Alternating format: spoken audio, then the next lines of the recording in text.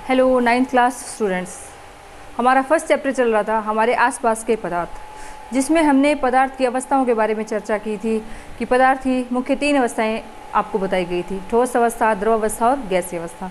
तीनों में आपको पदार्थ के कणों में उपस्थित बंध के आधार पर कि ठोस अवस्था में प्रबल आकर्षण बंध है, द्रव अवस्था में ठोस की तुलना में कम लेकिन गैस से अधिक आकर्षण होता है, और गैसीय अवस्था में कणों के मध्य आकर्षण बहुत ही कम होता है, और इनकी संपीड़ितता, विसरण, इस आधार पर तीनों अवस्थाओं में अंतर सहित आपको ये एक्सप्लेन किया गया था।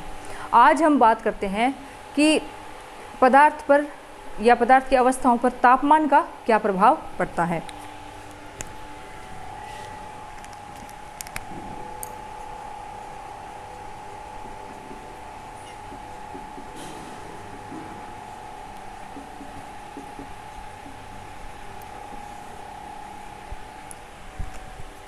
कोई भी पदार्थ है, ठोस हो या द्रव हो, जब हम उस पदार्थ का तापमान बढ़ाते हैं, और आपको मैंने बताया था कि तापमान है समानुपाती होता है कणों की गतिज ऊर्जा के।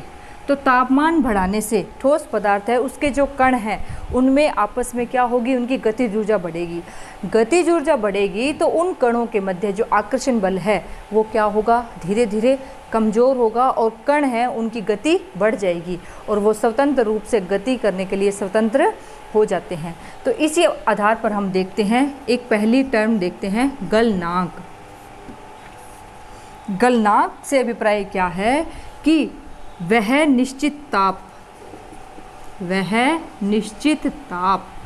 जिस पर ठोस पदार्थ द्रव में बदल जाता है क्या कहलाता है, गलनांक। वह तापमान क्या है उसका, गलनांक। जैसे हम बात करें, एग्जाम्पल देते हैं, अलग अलग पदार्थ हैं उनके गलनांक अलग अलग होते हैं। हम यहाँ बर्फ़ की अगर बात करें तो बर्फ़ के लिए गलनांक होता है 273.5 केल्विन। अब इस प्रकार ठोस अवस्था से द्रव अवस्था में जो ये परिवर्तन की क्रिया है, ठोस अवस्था से द्रव अवस्था में जो परिवर्तन की क्रिया है स्टूडेंट्स, इसका एक और नाम से भी हम जानते हैं, इसे हम कहते हैं संगलन प्रक्रिया। क्या कहते हैं इसे, संगलन प्रक्रिया। कि किसी भी पदार्थ का ठोस अवस्था से द्रव अवस्था में या निश्चित ताप पर ठोस अवस्था से द्रव अवस्था में बदलना कौन सी प्रक्रिया है, संगलन प्रक्रिया। अब आप यहाँ एक छोटी सी बात ये देखिए, मैंने यहाँ के लिखा है, इस के से क्या अभिप्राय है। तो हम सबसे पहले देखते हैं कि तापमान है, इसे मापने की अलग अलग इकाई होती है। जैसे आप देखिए, एक तो होता है पैमाना केल्विन, एक होता है इसमें डिग्री सेल्सियस, और एक हमने सुना होगा फ़ारेनहाइट। स्टूडेंट्स, मनुष्य के शरीर का तापमान, आप जो अपना बुखार चेक करवाते हैं थर्मामीटर से, उसमें टेम्परेचर है वो फ़ारेनहाइट में देखा जाता है। किस में देखा जाता है, ये इकाई होती है फ़ारेनहाइट। और भी इकाइयाँ हैं इसकी, लेकिन अभी आपके सिलेबस में यही है। इसके अलावा ये 2 इकाई है जिनकी हम इस चैप्टर में चर्चा करेंगे। एक इकाई को हम कहते हैं केल्विन और एक होता है डिग्री सेल्सियस, और इन दोनों का आपस में अंतर परिवर्तन भी है। जैसे हम देखते हैं कि पहले हम ये सीखते हैं कि केल्विन का डिग्री सेल्सियस में परिवर्तन कैसे होता है। तो देखिए, जैसे हमारे पास टेम्परेचर दे रखा है 300 केल्विन, फर्स्ट क्वेश्चन। सेकंड हमें दे रखा है 423 केल्विन। अब हमें इसे कन्वर्ट करना है डिग्री सेल्सियस में। तो हम क्या लिखेंगे कि डिग्री सेल्सियस बराबर क्या होगा, केल्विन माइनस 273। तो आप फर्स्ट क्वेश्चन देखिए, यहाँ केल्विन कितना है, 300 केल्विन माइनस 273, तो कितना आएगा हमारे पास 27 डिग्री सेंटीग्रेड। तो आप ध्यान से देखिए कि केल्विन अगर पैमाना दिया है और डिग्री सेंटीग्रेड पूछा है तो आप क्या करेंगे, केल्विन पैमाने में से 273 माइनस करेंगे तो हमें क्या मिलेगा, डिग्री सेंटीग्रेड 27 डिग्री। इसी प्रकार 423 केल्विन, सेकंड क्वेश्चन की बात करें तो आप यहाँ क्या लिखेंगे, 423 केल्विन माइनस 273, तो हमारे पास यहाँ क्या आ जाएगा, 150 डिग्री सेंटीग्रेड। इस प्रकार ये हमारे पास हो गया केल्विन से डिग्री सेंटीग्रेड में परिवर्तन। इसी के साथ हम दूसरा देखते हैं अभी केल्विन का डिग्री सेंटीग्रेड में परिवर्तन कैसे होता है? डिग्री सेंटीग्रेड का केल्विन में परिवर्तन तो कैसे होगा? आप क्वेश्चन देखिए इसमें। जैसे हम देखते हैं हमारे पास है कि एक क्वेश्चन दे रखा है 25 डिग्री सेंटीग्रेड और एक हमें दे रखा है 30 डिग्री सेंटीग्रेड। तो केल्विन बराबर क्या होता है स्टूडेंट्स की डिग्री सेल्सियस प्लस 273। बस इतना ही ध्यान रखना है। फॉर्मूले ये देखिए आप, यहाँ माइनस और प्लस इतना ही डिफरेंस है। तो आप यहाँ लिखेंगे क्या? 25 डिग्री सेल्सियस प्लस 273। तो क्या बनेगा ये? 298 केल्विन। फिर हम दूसरे क्वेश्चन की बात करें तो यहाँ क्या होगा? 30 डिग्री सेल्सियस प्लस 273। तो यहाँ क्या बनेगा? 303 केल्विन। तो इस टाइप से क्वेश्चन है आपके क्वेश्चन पेपर में दे रखा है, यानी अभ्यास प्रश्न जो आपकी बुक में है। तो आप खुद चेक कर लें कि आपको ये बात समझ में आ रही है। दो फॉर्मूले बिल्कुल सिंपल से हैं कि हमें केल्विन को जब डिग्री सेल्सियस में चेंज करना है तब हम क्या करेंगे? Kelvin minus 273। और अगर हमें दे रखा है डिग्री सेल्सियस और केल्विन कन्वर्ट करना है तो हम क्या करेंगे? उसमें 273 को प्लस करेंगे। ओके। अब एक और डेफिनेशन है यहाँ, गुप्त ऊष्मा, और या हम इसे कहें प्रसुप्त ऊष्मा। अभी हमने गलनांक की बात की कि ठोस पदार्थ का निश्चित तापमान पर द्रव अवस्था में परिवर्तन होना क्या कहलाता है? उस पदार्थ का गलनांक। अब हम यहाँ देखते हैं गुप्त ऊष्मा। तो गुप्त ऊष्मा स्टूडेंट्स, इसमें यहाँ आप देखिए 1 किलोग्राम ठोस पदार्थ लेना है, 1 किलोग्राम ठोस पदार्थ और 1 एटमॉस्फेयर वायुमंडलीय दाब। ये कंडीशंस आपको ध्यान रखनी है कि 1 एटमॉस्फेयर वायुमंडलीय दाब पर 1 किलोग्राम ठोस पदार्थ को उसके गलनांक पर, यानी गलनांक जितना पॉइंट है, अभी 100 डिग्री है, 25 डिग्री है, गलनांक पर द्रव में बदलने के लिए आवश्यक ऊष्मा या आवश्यक ऊर्जा क्या कहलाती है? गुप्त ऊष्मा, या हम इसे का ही दूसरा नाम क्या होता है? प्रसुप्त ऊष्मा। गुप्त का मतलब है कि छुपी हुई ऊष्मा, उस पदार्थ की छुपी हुई ऊष्मा। लेकिन कंडीशन क्या होगा? 1 एटमॉस्फेयर वायुमंडलीय दाब और 1 किलोग्राम ठोस पदार्थ को उसके गलनांक पॉइंट पर द्रव में बदलने के लिए जितनी ऊष्मा की आवश्यकता है वह उसकी क्या कहलाती है? गुप्त या प्रसुप्त ऊष्मा। यह उस पदार्थ में छिपी हुई ऊष्मा के रूप में शो होती है, इसीलिए इसका नाम क्या है? गुप्त रूप से दिया गया है। गुप्त शब्द का अभिप्राय क्या होता है? छुपा होना या छुपी हुई ऊष्मा। इसी के साथ नेक्स्ट डेफिनेशन है क्वथनांक। अभी हमने गलनांक की बात की, अब हम देखते हैं क्वथनांक। क्वथनांक में क्या होगा कि वह निश्चित ताप जिस पर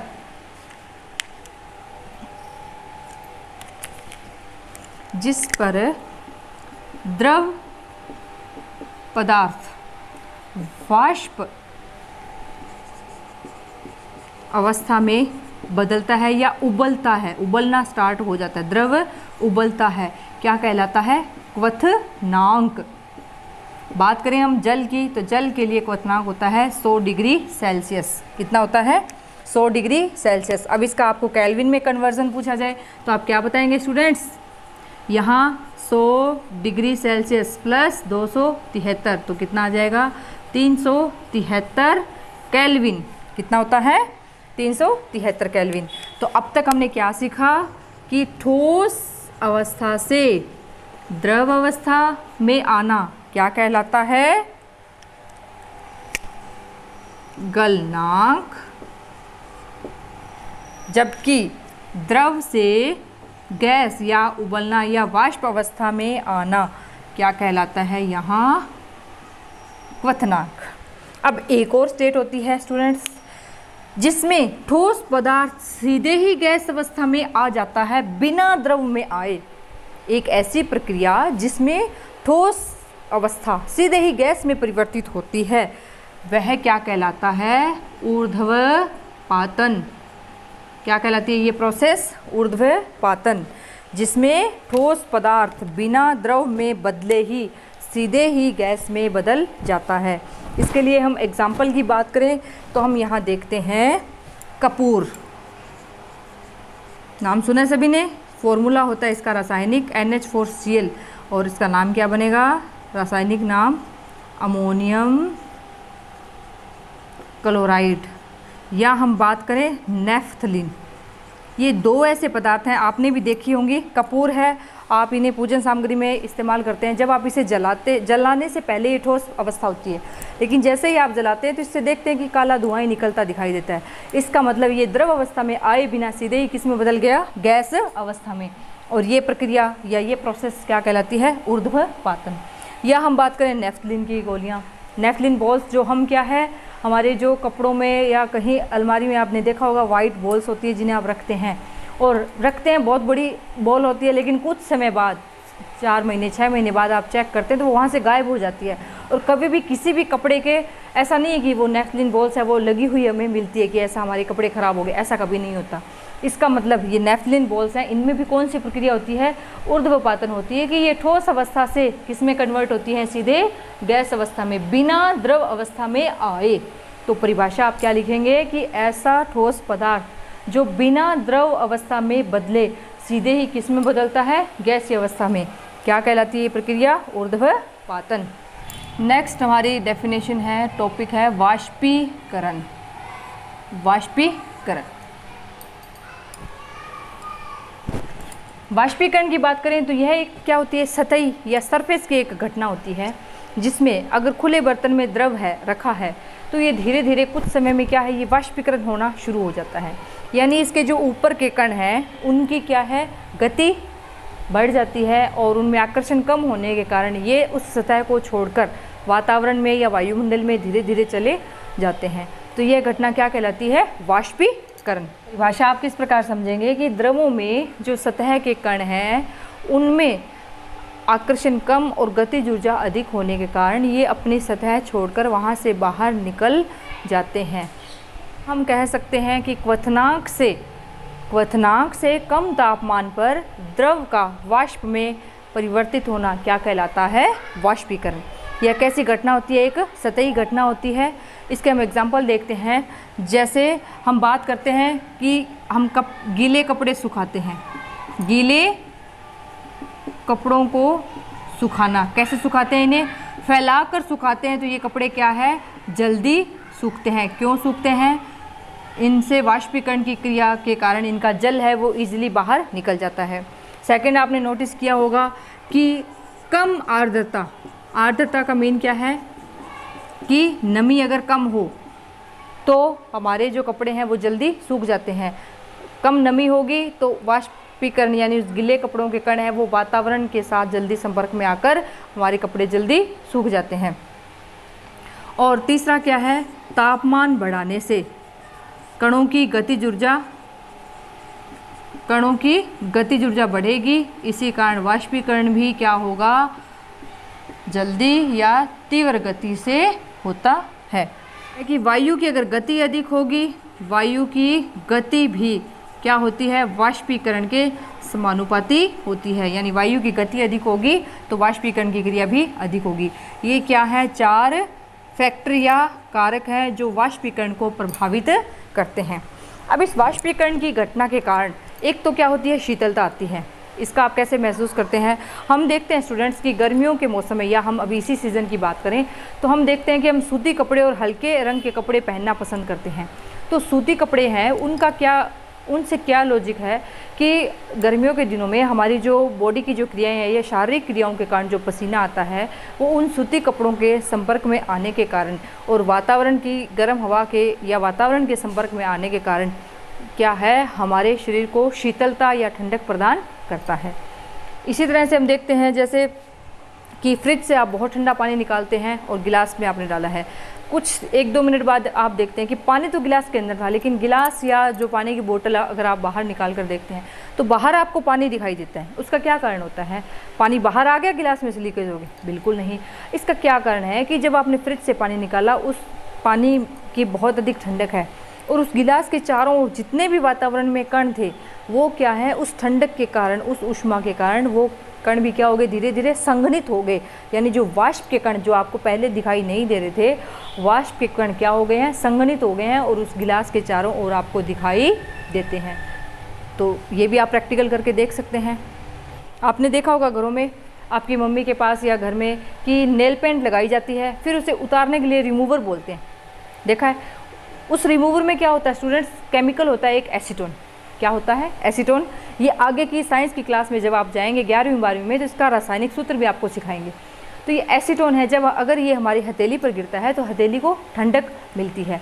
ये किसके कारण है, ये एसीटोन। तो जैसे ही हथेली पर गिरता है इसके कण क्या हैं, आसपास के वातावरण से गतिज ऊर्जा लेते हैं और वाष्पीकृत होते हैं, और वाष्पीकरण की क्रिया है वो हमेशा शीतलता या ठंडक प्रदान करती है। एक छोटी सी डेफिनेशन हो रहा है, जैसे हमने बात की थी गुप्त ऊष्मा या प्रसुप्त ऊष्मा, ये ठोस अवस्था की थी, वैसे हम देखते हैं कि वाष्पीकरण के कारण भी गुप्त ऊष्मा होती है। किसके कारण, वाष्पीकरण की गुप्त ऊष्मा।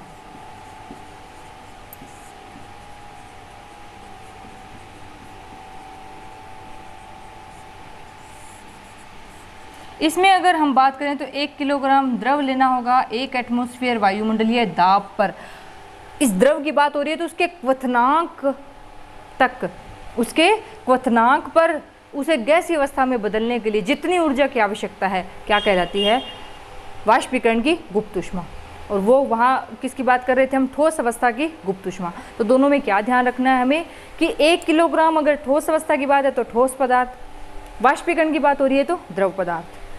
अगर ठोस है तो हम उसके ठोस से द्रव में आने की प्रक्रिया क्या है, गलनांक कंसीडर करेंगे एक वर्ड। और अगर हम द्रव से गैस में जा रहे हैं तो कौन सा टर्म आएगी, क्वथनांक। पर जितनी ऊर्जा उनको आवश्यक है क्या कहलाती है, गलनांक, या मतलब कि वाष्पीकरण की गुप्त ऊष्मा या ठोस अवस्था की गुप्त ऊष्मा या प्रसुप्त ऊष्मा। तो 9th क्लास यहाँ तक हमारा ये फर्स्ट चैप्टर कंप्लीट होता है, और आप इसे बिल्कुल सुंदर हैंडराइटिंग में अपना होमवर्क कंप्लीट कीजिए और इस चैप्टर को साथ साथ लर्न भी कीजिए। Thank you.